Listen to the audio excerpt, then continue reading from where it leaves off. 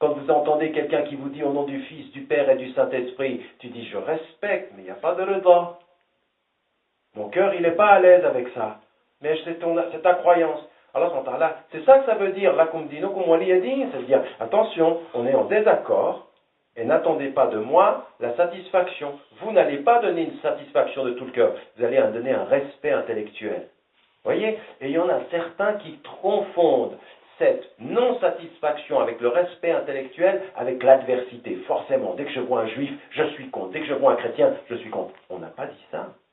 Le prophète, il n'est pas d'accord. Et vous savez, dans le Coran, quand on a tout l'épisode dans Surat al-Baqarah, quand le prophète, il reçoit le groupe de Najran dans la mosquée, quand il les reçoit dans la mosquée, il n'est pas d'accord avec ce qu'il dit. Il va même demander qu'il y ait une distinction. C'est effectivement qu'on va juger. Venez à une parole commune. Et puis ensuite, si on n'est pas d'accord, on va demander à Allah de juger. Donc, rida là, elle est uniquement, ça vient d'Allah. On va demander rida Allah. On va voir. Donc, on n'est pas d'accord là-dessus. Mais il les laisse venir, il les respecte et il les laisse repartir. Donc, il faut faire attention.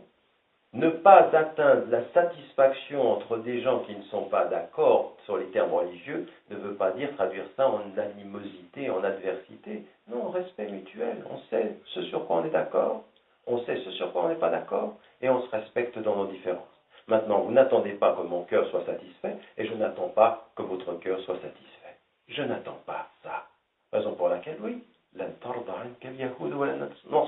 il y aura satisfaction que quand tu les suivras. Sinon, il y aura respect, parfois il y aura calcul et parfois il y aura ou du respect dans la paix ou du calcul et de l'animosité. C'est arrivé. Raison pour laquelle, au même moment, le prophète nous donne le meilleur exemple. Il est en conflit avec les Banu Qaynuqa tout près de Médina et il protège les Juifs du Nord. Au même moment. Au même moment, il protège les Juifs qui font acte d'allégeance au Nord et mais ce n'est pas parce qu'ils sont juifs ou pas juifs, c'est parce que ceux qui ont trahi, il les combat et ceux qui ont respecté, il les protège. Il base ça sur des principes. Il ne base pas ça sur n'importe quoi. Vous voyez ça? Ça, c'est très important pour nous de comprendre que là, on est dans l'islam dans une dimension de ridallah. C'est ça qu'on veut. Et ça, on l'a dans un travail qui est sur l'amour. Sur notre amour. Sur notre amour d'Allah. Parce qu'Allah, au bout du compte, il nous dit il faut que vous appreniez à m'aimer. Et l'un des chemins pour apprendre à m'aimer, c'est aimer le prophète. Donc ça, il faut le comprendre. C'est ça qu'on doit chercher. Et donc, il faut qu'on parle de notre religion de cette façon-là. Donc l'un de nos premiers combats, c'est la compréhension de l'islam pour ce que c'est. Et non pas un islam compris comme des assiégés, mais un islam compris par des gens qui sont libérés. Ils sont libérés des peurs parce qu'ils disent La ilaha illallah. Ils sont libérés de l'univers autour d'eux parce qu'ils reprennent les mots. Ils se disent mais moi ce que je veux c'est ridallah. Et ridallah ça ne sera pas toujours ridannas. Les gens ne sont pas. Et c'est toujours comme ça. Tous les prophètes. Et le prophète le dernier, alayhi salam, quand ils sont venus appeler à la paix avec Dieu et ils ont trouvé la guerre parmi les hommes. Toujours. Il y a toujours eu des hommes, ils les ont attaqués. Toujours. C'est une constante de l'histoire. Mais qu'est-ce qu'ils ont fait? Ils ont cherché toujours la guerre. Ils se sont sentis forts quand ils étaient en guerre? Jamais. Jamais. Le prophète, chaque fois qu'il a pu, il a cherché la paix. Et il a dit aux musulmans, Efshus salam.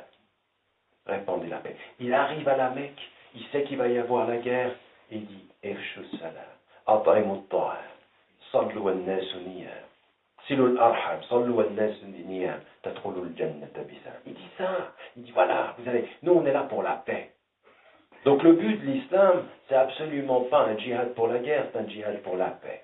La pacification. Nous sommes des pacificateurs. Mais pour être des pacificateurs, il faut qu'on comprenne bien l'islam. Et il ne faut surtout pas devenir des musulmans qui passent notre temps à répondre aux attaques que les gens... Parce que les gens, qu'est-ce qu'ils vont faire? Ils vont prendre vos points faibles. Ils vont faire une liste.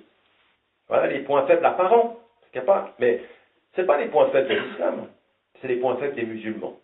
Et les points faibles des musulmans, c'est ce que les musulmans ne comprennent pas bien. Ou appliquent mal. Alors par exemple, dans nos pratiques, c'est déjà, par exemple, notre perception, notre discours. Nous avons un discours islamique en Occident qui doit beaucoup évoluer. qui doit beaucoup venir à l'essence des choses, qui doit beaucoup s'universaliser. Pas un islam recroquevillé de la défensive, non, un islam de l'amplitude assurée, de la confiance. Non, pas de problème. Serein. Serein. D'abord, marcher légèrement. Marcher sereinement, exactement. Oui, ceux qui marchent légèrement sur la terre. Serein. Vas-y, critique. Moi, je sais où je vais. Ça, c'est de l'amplitude. Mais pourquoi? Quand est-ce que vous atteignez ça? Vous atteignez ceci. Ça ne veut pas dire qu'on répond jamais. On répond, mais c'est nous qui décidons quand. On répond, c'est nous qui décidons quoi. Et on sait où on va. On ne laisse pas les autres décider pour nous de là où on va. Mais pour ceci, il faut connaître notre religion. Qu'est-ce qu'on doit faire? Et aujourd'hui, quand on regarde notre communauté en Occident, quand on regarde ici au nord de la France, ce qui est extrêmement important, c'est que ce qu'on a à faire, c'est effectivement un discours qui soit beaucoup plus sur la sérénité, moins de crispation. On est en train de nous faire passer d'une controverse à l'autre. On n'a pas chaque 6 mois, il y a quelque chose de nouveau. Chaque 6 mois, il y a quelque chose de nouveau. Alors on passe de la burqa à l'identité nationale, à la viande halal, et puis nous on est ballottés, on passe de gauche à droite, et attendez, l'identité nationale, soi-disant pour nous unir, la seule chose qu'on voulait c'est diviser. Un débat totalement stérile, et nous on est ballottés. Nous on est une espèce de pendule électorale ou électoraliste. On nous prend à gauche, on nous prend à droite. Et à un moment donné, nous, il faut dire non, vous êtes trompés. Le pendule que vous utilisez là, c'est bien, mais nous, on est l'horloge. Nous, on est toute la montre. C'est nous qui décidons comment ça va. Mais pour ça, il faut avoir une confiance. Et la confiance, elle vient de la compréhension. Un premier combat. La compréhension, c'est la terminologie. C'est la compréhension des objectifs de l'islam. C'est aussi la compréhension de ce que nous avons à faire, la bonne compréhension de ce que ça veut dire être témoin. Vous savez, il y a des gens qui n'ont pas très bien compris ce que je disais à l'époque, il y a longtemps, quand je disais, vous savez, là c'était un désaccord que j'avais avec, un désaccord sémantique et puis finalement très fondamental sur le fond. Vous allez comprendre pourquoi. Quelqu'un qui est aujourd'hui malade et on demande à Allah Ta'ala de le guérir, Allah, c'est Cheikh el-Mawlawi, qui est des dernières nouvelles que j'avais, il est dans une santé extrêmement fragile, et il a donné énormément. C'est un cheikh, masha'Allah, qui a participé à la réflexion, qui a apporté des éléments de réflexion en Occident. Et lui, il disait, à la suite de tout le débat qu'il y avait, comment est-ce qu'on appelle aujourd'hui l'Occident? Et il disait, il ne faut plus l'appeler Dar al-Harb, parce que ça, mais il n'était pas le seul d'ailleurs, il a suivi toute une école, et tous ceux aujourd'hui du Conseil européen, ou même du Conseil américain, du Fair Council, ils sont d'accord, on n'appelle plus ça Dar al-Harb.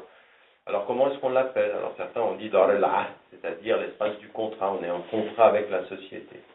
Et puis d'autres ont dit, on l'appelle Dar al-Da'wa, c'est-à-dire là où on appelle les gens, où on devient, on appelle les gens, comme ce fut le cas, en l'occurrence, après,